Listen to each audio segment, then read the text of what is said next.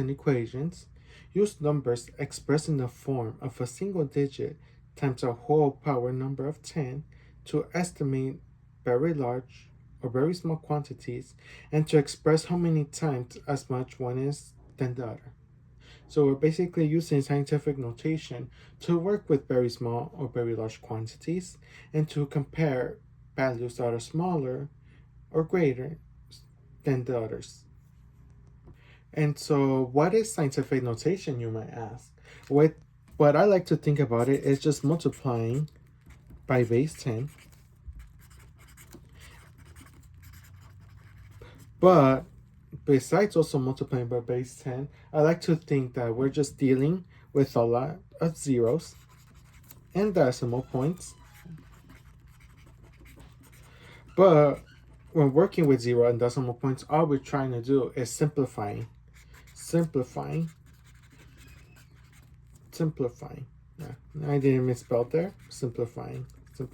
But basically, with what I like to think about scientific notation is just we're working with base 10 a lot, just to save ourselves work with zeros and decimal points or values in the future. And so, as I said before, there's a lot of applications at scientific notation. Applications can go from science, as a lot of you might understand, like light years or number of cells, science. We also have government and a lot more than you can think of, since scientific notation could be useful to estimate very large or very small quantities, as mentioned before. And so, what might be some rules you may ask? Well, the big rule is the number you're multiplying our base 10 with has to be 1 or greater than 1, but less than 10. So let's call it A. The number has to be greater than 1 or it could be 1, but it has to be less than 10. And so you can have 1, 2, 3, you can have 7 point something, but you can have 9.9999, but you can have 10. And it always has to be greater than 1 or equal to 1. That's a rule. And a very important rule that to add as to working with base 10 is that positive exponents, we move to the left. I mean, to the right, sorry. We move to the right because that means that we'll create large values. Like, for example, let's just give you this example 5.2 times 10 to the 3. And so, what is this number, you may ask? Well, to work it out, we have 5.2, and we're moving to the right depending on the exponent. Move to the right the number of times based on exponents. Yeah, based on exponents. Yeah, based on exponents. So we have 5.2. We'll move once, we move twice, and we move another time. And big N, as you can see here, fill gaps with zeros. Fill gaps with zeros. Fill gaps with zeros. Fill gaps with zeros. And so 5.2 times 10 to the 3 is just going to be 5,200. And you can just add the decimal point there, just so it's visualized. And yeah, voila, 0.0. Yeah, 5,200.0. That's how we'll work with positive exponents. But what about negative exponents? Well, negative exponents, since we want smaller numbers, negative exponents, since we want small numbers, we'll move to the left. Move to the left depending on exponents. Depending on exponent. move to the left depending on exponent. And so a quick example I can give you right now, let's think of a number, 6.1 times 10 to the negative 5 power. We have 6.1 times 10 to the negative 5. And so we have 6.1. We move once, move twice, 3 times, 4 times, 5 times. Here's our decimal point. Here it is. And so what are we missing here? We're missing to fill up the gaps with zeros. Fill them up with zeros. And so you can see that 6.1 times 10 to the negative 5 equals 0.000061. You can see how we created a very, very small value out of multiplying and moving our exponents to the left. And I say multiplying because you're basically multiplying times 10 to the negative 5. But you're basically just moving the decimal points to the left to create these small values. Now, using this knowledge, we have to work with the second part of standard, which is comparing values in standard and scientific notation, and seeing how we can sense that one value is greater than the other. We're comparing values. And so the question for right now is, how much larger is 5.6 times 10 to the 6 than 2.7 times 10 to the 4th? And so I'm already telling you that 5.6 times 10 to the 6 is larger, and you can just see it by the exponent. 6 is greater than 4. And so you may be left asking, what's the first step? How do I know? Do I really have to write the zeros out? Well, writing the zeros out, like moving to the right in this case to create large values, that is a good idea, but I want to show you how to write it using division, because we'll be using division in this case. And so since I'm already telling you that 5.6 times 10 to the 6 is greater than 2.7 times 10 to the 4th, we can just write it out, like right here. 5.6 times 10 to the 6 over 2.7 times 10 to the 4th. And so a tip that I really like to share is that we can just break up this division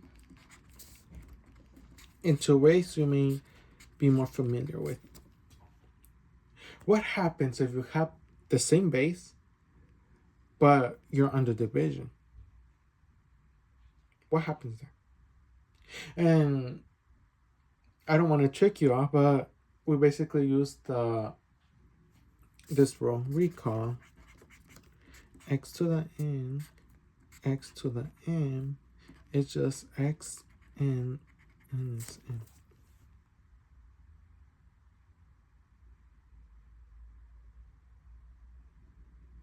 That is a big rule. And so what we can do is have 5.6 over 2.7 times 10 squared. Now that we have 10 squared, we know we can just multiply to 100, but using scientific notation, we can say 5.6 times 2.7, that equals approximately 2.074 times 10 to the 2, which we have before. And so let's work it out. 2.074 times 10 to the 2. We have 2.074. We move to the right 2 times. 1, 2. And so we have 2 to the 207.4. That's how we can use scientific notation to figure out how values are greater than others. Our final answer is our final answer. 5.6 to the 10 to the 6 is 207.4 times larger than 2.7 to the 10 fourth. That's our final answer for this question. And now a U-try question. How much larger is 3.1 times 10 to the fourth than 2.2 times 10 squared? That's a question that I want y'all to try, remembering our ideas on simplifying a fraction or working out with division basically, and using scientific notation to see how we can work with decimal points and zeros. And so I'll give you some time to try, and I hope you do your best before working together.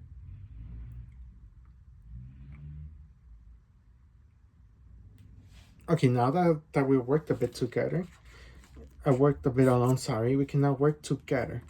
So, using my tip as before, I'll write down the fraction, but I like to simplify to see how we can work this out using knowledge we already know.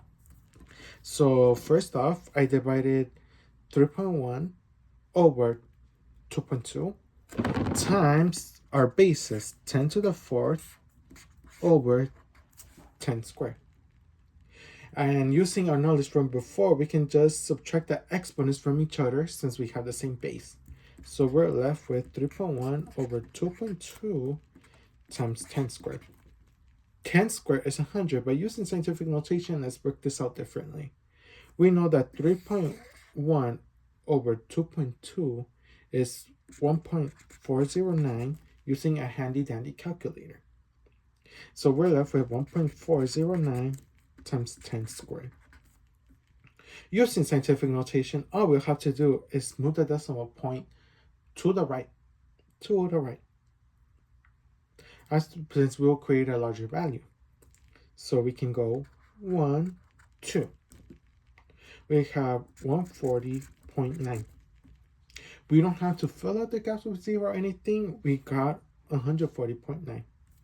So the answer I write down here is 3.1 times 10 to the 4 is 140.9 times larger than 2.2 to the times 10 squared. Here it is, 140.9 times larger. And with the knowledge we have done in our previous worked out example, and in U-Try, I would like to provide an extension question so y'all can see the type of questions that may be asked when working with scientific notation and all its various applications. Today we'll be working with, you can think of history or geography or any other type of science that deals with population. So using the application of using population, we can work out this problem. The population of the US is approximately 346.9 million. The population of California is approximately 39.6 million. How much larger is the population of the US? This is an extension question meant for y'all to see the applications of scientific notation. And I hope you can work this out before I reveal a possible solution. I really want you to try this out because these are the types of questions that may appear most on exams or in everyday life scenarios when dealing with scientific notation. And so I would really like you all to try this out because these are the type of questions that may be asked the most. And I hope you've been enjoying this so far. So after giving you some time, please pause this video if you can. Work this out so you can try your best, and we'll discuss it in a few moments.